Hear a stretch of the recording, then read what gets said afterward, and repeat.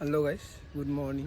আৰু আজি এইটো ভ্লগ নহয়, মানে ভ্লগটো বনাই থৈ দিওঁ, মই চিডিউলত লগাই থৈ দিওঁ, কিন্তু ভ্লগটো মই দুদিনমান নিদিওঁ, চিডিউলটো মই পিছুৱাই থৈ দিম জুবিনদাৰ কাৰণে। আৰু তেওঁ বিহীন আজি প্ৰথমটো দিন মানে যোৱাকালিও যোৱা নাই, যোৱাকালি ৰাতিটো ক'ব পৰা নাই।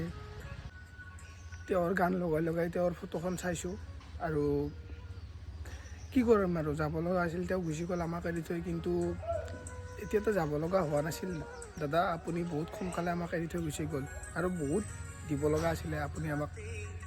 আৰু এনেকৈ যাব বুলি কেতিয়াও ভবা নাছিলোঁ, কেতিয়াও বিশ্বাস নাই মানে জুবিন দা যে আমাৰ মাজত মানে এনেকুৱা মানে প্ৰেংক চেংক চলি আছে চাগে। জুবিন দা আহি আকৌ ক'ব বা কিমান জল্দি মৰে নেকি, বা কিমান জল্দি নমৰে, আহিব।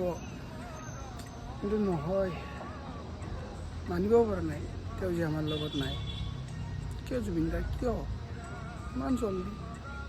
প্ৰডিউচাৰ, ডাইৰেক্টৰ, ছিংগাৰ বহুত আহিব, কিন্তু জুবিন দা আমাৰ এজনেই আছিল, আৰু তেওঁ আমাক এৰি গুচি গ'ল। য'তে আছে জুবিন দা, ভালকৈ থাকিবা। তেওঁ আমাক এৰি থৈ য'তে আছে তাতেই ভালকৈ থাকক, আৰু অসমলৈ আনিব। কিন্তু মোৰ যাব বহুত ইচ্ছা আছে, লাষ্টবাৰৰ কাৰণে তেওঁক এবাৰ চাব ইচ্ছা আছে। কাৰণ মোৰ এটা হ'ল ৰিগ্ৰেট লাইফত থাকি যাব, যে মই ষ্টুডিঅ'ৰ ওচৰত যাই মই ষ্টুডিঅ'ত নোসোমালোঁ, মই এবাৰ তেওঁক লগ নাপালোঁ। তেওঁৰ লগত এবাৰ কথা পাতিব ইচ্ছা আছিল, কথা পাতিব নোৱাৰিলোঁ। তো গোটেই লাইফটো মোৰ ৰিগ্ৰেট ৰৈয়ে যাব।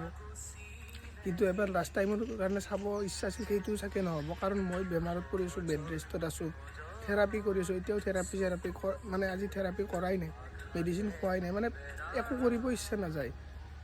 মানে জাষ্ট এইটো বস্তু মানে এনেকুৱা লাগিছে যেন আমাৰ ঘৰৰ কোনোবা এজন মানে ঢুকাইছে, মানে কোনোবা শিল্পী নহয়, কোনোবা চেলিব্ৰিটি নহয়, আমাৰ ঘৰৰ দাদা এজন মানে হেৰাই গ'ল, মানে মায়াবানী হেৰাই গ'ল। এই গানটোতো কৈ আছে, হঠাতে হেৰাই গ'ল চোতালৰে জোনাক, হঠাৎ হেৰাই গ'ল জুবিন দা, হঠাৎ। কেতিয়াও বিশ্বাস কৰিব নোৱাৰোঁ। আপুনি য'তে আছে ভালকৈ থাকক, আৰু তাৰ পৰা আমাক চাই থাকক। আপোনাক আমাৰ মাজত জীয়াই ৰাখিম সদায়। আৰু আপুনি বিহীন প্ৰতিটো দিন, প্ৰতিটো মুহূৰ্তই আধৰুৱা।